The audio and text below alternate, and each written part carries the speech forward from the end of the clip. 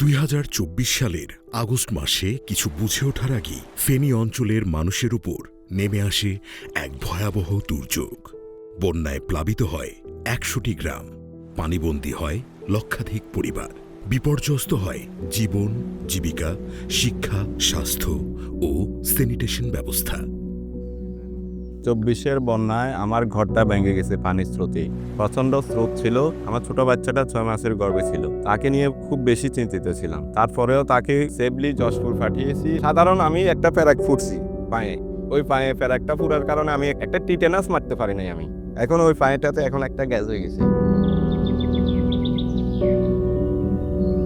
গতবার আমি এখানে এই বিশ্বতেও জমিতে ধান চাষ করছিলাম, তখন বন্যা আমার এখানে আমরা যেখানে দাঁড়াচ্ছি আরো 3-4 ফুট পানি এসে সব তো শেষ, একেবারে কোনো ফসলে আমরা পাইনি।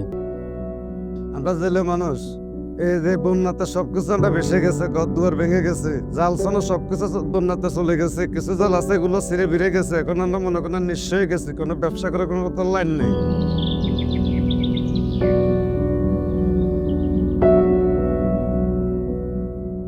আমরা আগাম করে সতর্কবার্তাও পাই নাই এবং এই বন্যাতে আমাদের ফেনীতে ব্যাপক ক্ষয়ক্ষতি হয়েছে। মৎস্য খাতে 8.71 কোটি টাকার ক্ষতি, কৃষি খাতে 38.7 কোটি টাকার ক্ষতি, শিক্ষা খাতে 7.2 কোটি টাকার ক্ষতি, অন্যান্য খাত মিলিয়ে মোট 146.43 কোটি টাকার ক্ষতি।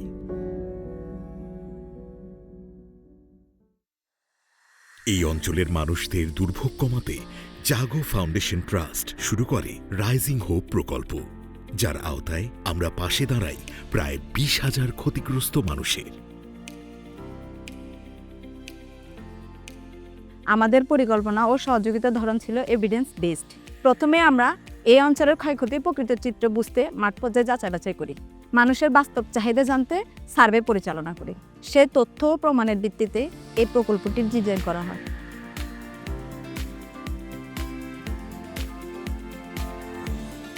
প্রজেক্টটির জীবিকা পুনর্বাসন কম্পোনেন্টের আওতায় 1,500 জন ক্ষুদ্র কৃষক ও জেলের মাঝে বিতরণ করা হয় ফসলের বীজ, সার ও মাছ ধরার সরঞ্জাম। আমরা জালটা পেয়ে মাছটা ধরে খাইতেছি, আমারও জীবন রক্ষা হইতেছে।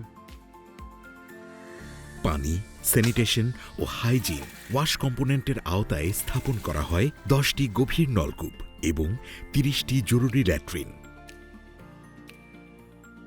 পুরা গ্রামের মধ্যে কোনো ডিপ টিউবওয়েল ছিল না। আমাদের ডিপ টিউবওয়েলটা বসানোর কারণে অনেক উপকার হয়েছে। বর্ষাকালে আমাদের নারী পুরুষের আমরা দূর থেকে পানি নিতাম, আমাদের চাপাকলে পানি থাকতো না, আয়রন উঠতো। এখন ডিপ টিউবওয়েলটা বসানোর কারণে আমাদের 40-50 পরিবারের অনেক উপকার হয়েছে।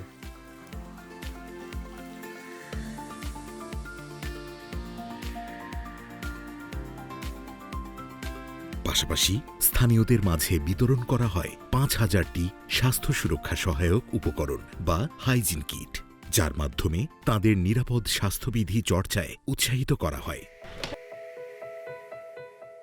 এই প্রকল্পের মাধ্যমে আমরা হাত ধোয়া, মাসিক স্বাস্থ্যবিধি ও নিরাপদ পানি ব্যবহার সম্পর্কে জানতে পারি, যা আমাদের দুর্যোগের সময় সুস্থ থাকতে সাহায্য করবে।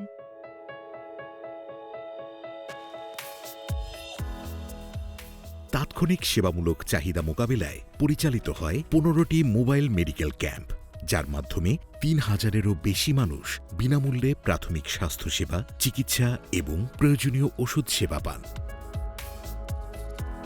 টাইফয়েড ফিভার এবং চুলকানি, এই দুইটা রোগের প্রাদুর্ভাব একদম মহামারী আকার ধারণ করছে। এখানে সবচেয়ে বেশি যেটা আসছে এটা হলো চুলকানির রোগী, যেটাকে আমরা ইচিং বা স্ক্যাবিস বা অন্যান্য নামে নামকরণ করতে পারি।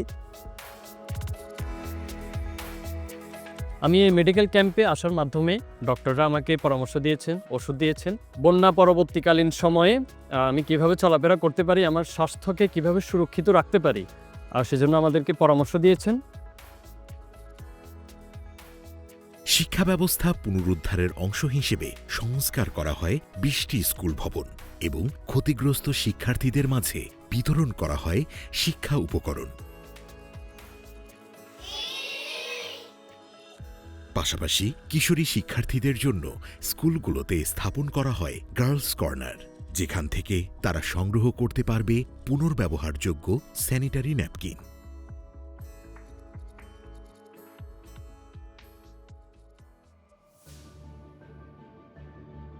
এছাড়াও দীর্ঘমেয়াদে কমিউনিটির দুর্যোগ মোকাবেলা সক্ষমতা বৃদ্ধির লক্ষ্যে ২২ জন যুব স্বেচ্ছাসেবক পান জরুরি দুর্যোগ প্রতিক্রিয়া প্রশিক্ষণ, যেখানে তারা শেখেন সার্চ অ্যান্ড রেস্কিউ, প্রাথমিক চিকিৎসা প্রদান, দুর্যোগ ঝুঁকি কমানো বা DRR এবং কিভাবে দুর্যোগের সময়ে মানসিক স্বাস্থ্য সহায়তা প্রদান করতে হয়।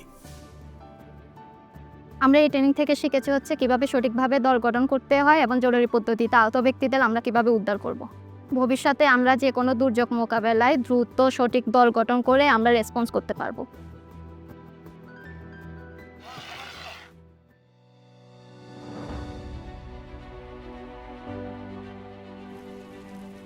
দুর্যোগ মানেই আঁধার, থমকে যাওয়া জীবন, কিন্তু সেই আঁধারের গভীরেও লুকিয়ে থাকে নতুন সূর্যোদয়, আলোর সম্ভাবনা।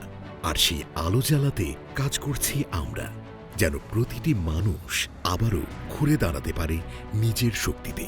কারণ প্রতিকূলতা শেষ নয়, এটাই পুনর্জাগরণের শুরু, নতুন করে এগিয়ে যাওয়ার প্রতিশ্রুতি।